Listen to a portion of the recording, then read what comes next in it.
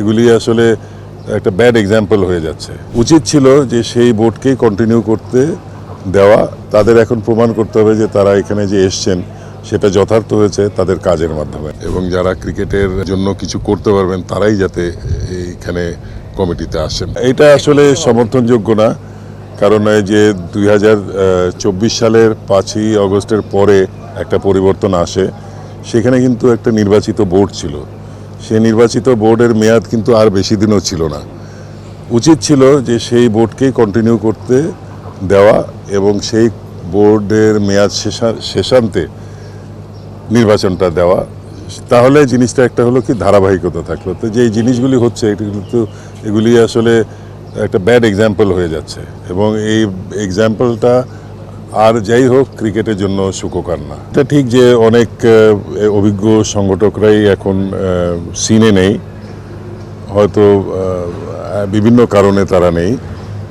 তো এতদিন যে কাজ চলে এসছে সেই গত বাংলাদেশের 50টা বছর ধরে, সেটারই ধারাবাহিকতায় এখানেও যারা আসবেন এরপরে তারা সেই কাজগুলি সুচারুভাবে আরও এগিয়ে নিয়ে যাবেন, সেটাই প্রত্যাশা। এখন নতুন এসছেন, তারা কেমন কি আমার ধারণা নেই। তাদের এখন প্রমাণ করতে হবে যে তারা এখানে যে এসছেন সেটা যথার্থ হয়েছে তাদের কাজের মাধ্যমে। এইখানের এই ফ্যাসিলিটিস এবং দৃষ্টিনন্দন যে বিষয়গুলি আছে, এটা আনপ্যারালাল। এটা আমার মনে হয় যে কেউ ডিনাই করতে পারবে না।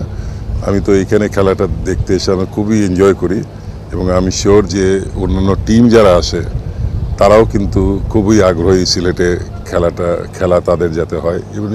এবং এটা শুনলেও আপনারা খুশি হবেন যে এরপরে ইংল্যান্ড একটা দল আসার কথা আছে কিছুদিন পরে। তারা কিন্তু তাদের ভেন্যু চয়েসের মধ্যে সিলেটকে অগ্রাধিকার দিয়েছেন। আমরা অভ্যস্ত আছি এখনও ওই যে মাঠে যাব, মাঠে গিয়ে টিকিট কাটবো, অথবা কেউ আমাকে টিকিট দিবে সেইটা নিয়ে ঢুকবো। তো অনলাইনের বিষয়টা আসলে নতুন, তো একটু এটা অ্যাকসেপ্ট করতে, একটা গ্রহণ করতে একটু সময় লাগছে, বুঝতেও বিষয়টা। আমি যেরকম নিজেও এখনও কিন্তু পুরো এই বিষয়টা এক্সপার্ট না, তো সেই হিসাবে কিছুটা সমস্যা হচ্ছে। আমার মনে হয় টিকেটিং কমিটিতে যারা আছেন, যারা এই বিষয়টা দেখেন, একটা অল্টারনেটিভ চয়েস হয়তো রাখতে পারেন তারা, যারা এসে মাঠে এসে কাটবেন। কারণ অনেকে সেই মোবাইল হয়তো নাও থাকতে পারে, অথবা কম্পিউটার না থাকতে পারে, তো তারা কি করবেন? তারা তো খেলা থেকে বঞ্চিত হতে পারেন না। আমি শিওর এই জিনিসটা যদি কনভে করা হয়, টিকিট কমিটি একটা অল্টারনেটিভ চিন্তাভাবনা নিশ্চয়ই করবেন। এখানে ক্রিকেটীয় বিষয়গুলি প্রাধান্য পাক, এবং এখানে কমিটি যখনই গঠন হয় সুষ্ঠুভাবেই হোক, এবং অন্যান্য ইনফ্লুয়েন্সটা যাতে ক্রমান্বয়ে কমে আসে, এবং যারা ক্রিকেটের জন্য কিছু করতে পারবেন তারাই যাতে এইখানে কমিটিতে আসেন।